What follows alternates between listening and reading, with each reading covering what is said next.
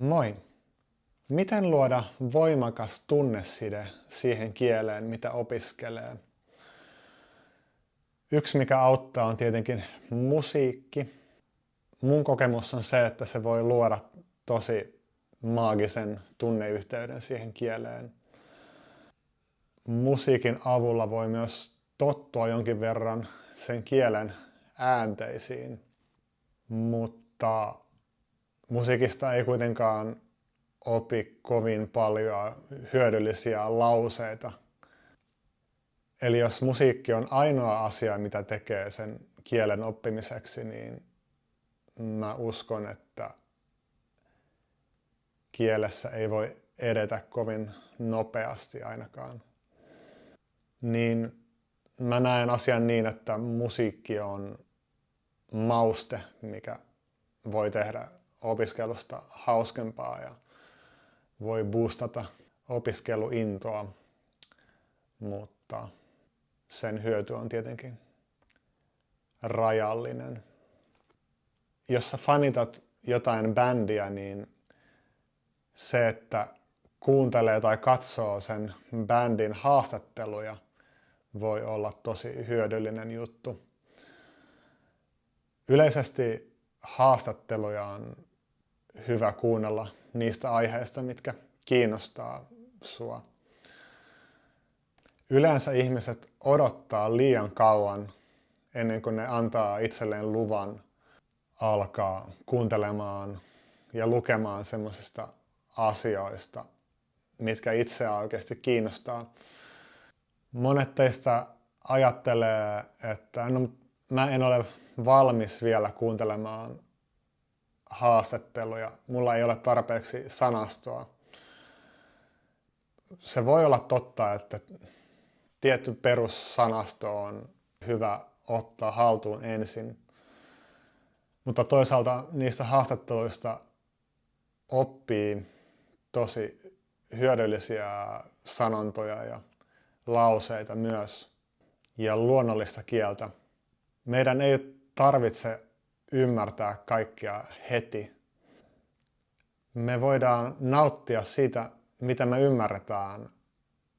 Ehkä me ymmärretään joka 4. lause ja meidän pitää juhlia sitä.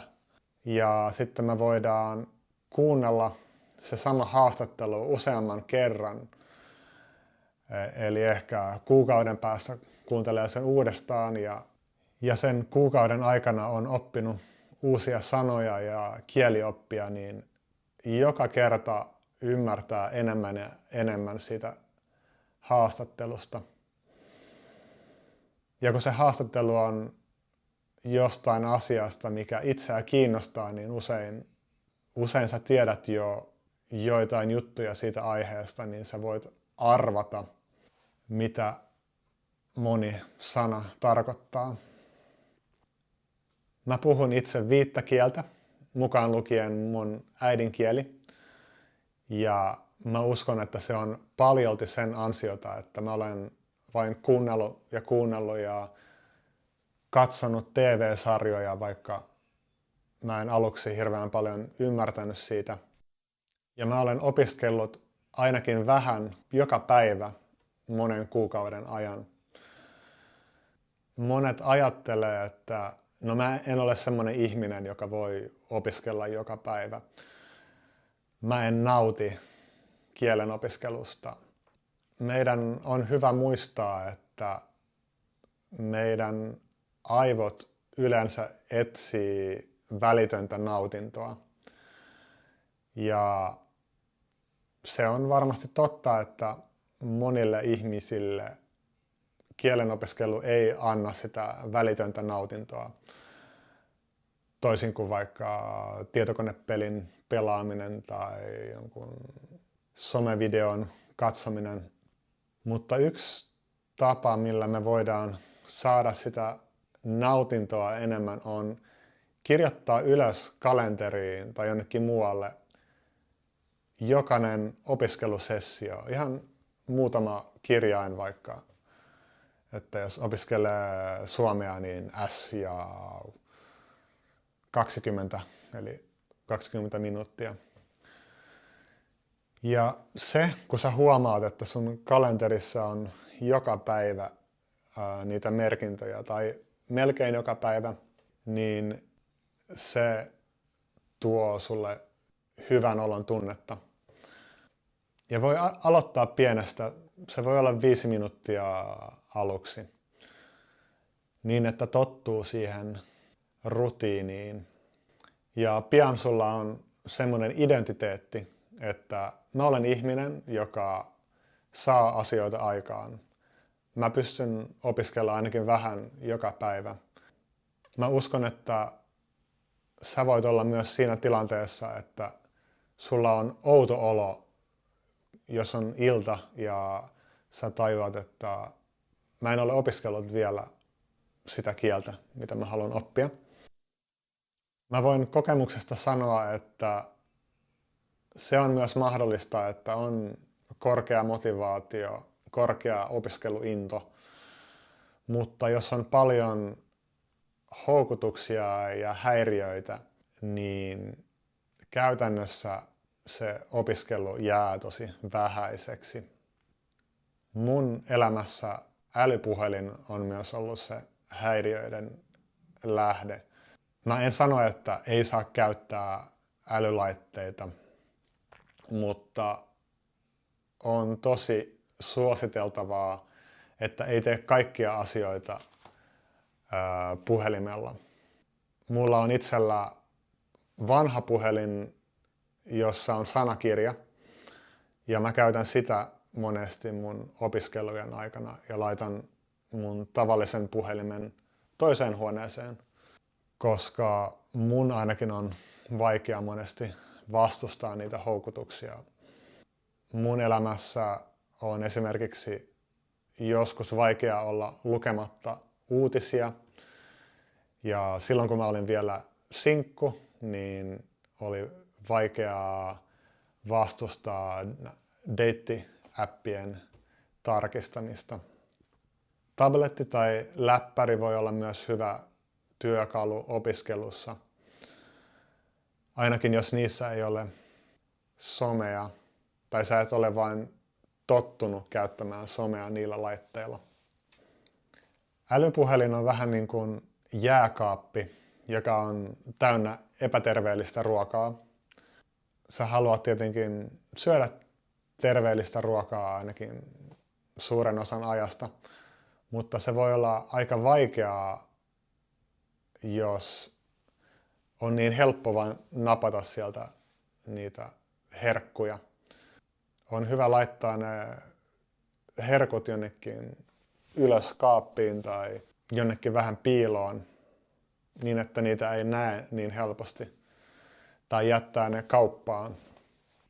Mun on monesti vaikea olla syömättä herkkuja, jos mä tiedän, että meidän asunnossa on niitä. Tai varsinkin jos mä näen ne helposti pöydällä tai jääkaapissa. Joillain ihmisillä puhelin on tietenkin pakko olla ulottuvilla. Heillä on esimerkiksi lapsia tai heillä on semmoinen työ, että pitää ottaa vastaan puheluja pomolta. Mutta kännykkään voi myös asentaa suodattimia, jotka päästää läpi vain tietyistä numeroista puheluita. Opiskelu tuntuu myös paremmalta silloin, kun etenee nopeasti siinä asiassa. Ja jos on koko ajan häiriöitä ympärillä, niin opiskelu on paljon hitaampaa. Ja siinä tulee semmoinen noidankehä, joka huonontaa opiskeluintoa. Me opitaan kieltä nopeammin, jos me seurataan kokeneiden opiskelijoiden vinkkejä. Mä olen tehnyt videoita, joissa mä annan opiskeluvinkkejä, mutta on myös muita kokeneita kielten opiskelijoita, joilla on erilaisia tekniikoita. Ja ne saattaa sopia paremmin sulle. Niin on hyvä saada inspiraatiota niiltä, jotka on tehnyt jo sen matkan. He on oppinut jo sen kielen tai he on oppineet jo muita haastavia kieliä. Kokeneet opiskelijat tekee usein asioita, joita sulle ei tulisi välttämättä mieleenkään tehdä. Ne voi olla silti tosi yksinkertaisia juttuja. Esimerkiksi on mun mielestä aika yksinkertaista ottaa käteen sarjakuva sillä kielellä, mitä opiskelee, mutta niistä sarjakuvista voi oppia tosi paljon. Mä olen puhunut sarjakuvista aika paljon muissa videoissa, niin mä en nyt mene syvälle siihen aiheeseen, mutta niin ne kuvat auttaa ymmärtämään ja kuvien takia ne tilanteet ja lauseet jää helpommin mieleen. Ne antaa kontekstia. TV-sarjojen katsominen sillä kielellä, mitä opiskelee, on myös tosi voimakas juttu. Komediasarjojen jaksot on usein aika lyhyitä. Komediasarjoissa kuitenkin puhutaan usein aika jokapäiväisistä asioista. Jos miettii vaikka Friends-sarjaa, niin siellä puhutaan siivoamisesta ja ihmissuhteista ja työstä. Ja niissä on hahmoja, jotka toistaa monesti samoja lauseita.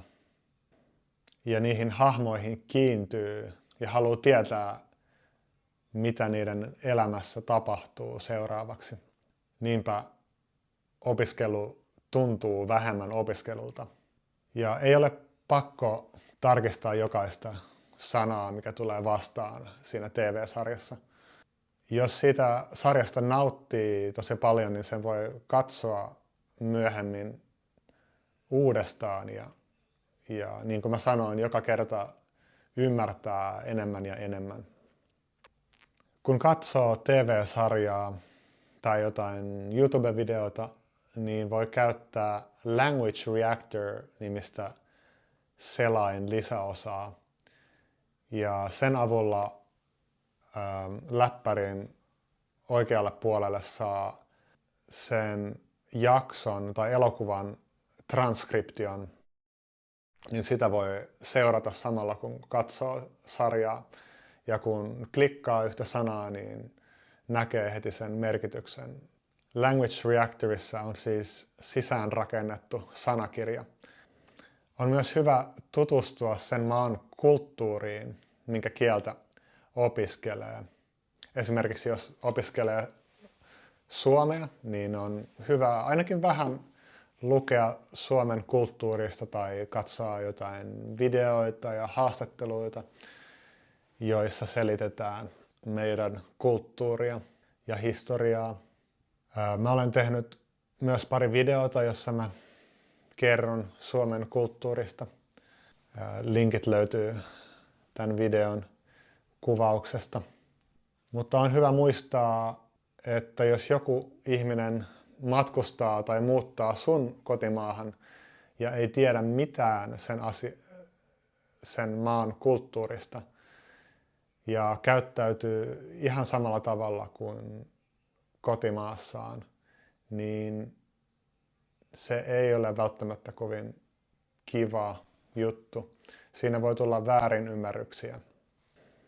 Esimerkiksi Suomessa ihmiset ei yleensä keskeytä toisia, kun he puhuu, niin on tärkeää antaa ihmisille tilaa keskustelussa ainakin vähän ja kysyä kysymyksiä. Muuten suomalaiset voi saada vähän itsekeskeisen kuvan ulkomaalaisesta. Mutta on hyvä myös muistaa, että kaikissa maissa on erilaisia ihmisiä ja mä en sano, että kaikki suomalaiset ovat tämmöisiä ja kaikki japanilaiset ovat tämmöisiä. Se on myös mielenkiintoista, että kaikki ihmiset ei käyttäydy täysin samalla tavalla. Niin mä en sano, että pitää muuttaa kaikki omassa käyttäytymisessä. Minkälaiset asiat on auttanut sua luomaan vahvemman tunnesiteen siihen kieleen, mitä sä opiskelet. Sä voit kirjoittaa sen tähän kommenttikenttään ja mä luen niitä suurella mielenkiinnolla. Moikka!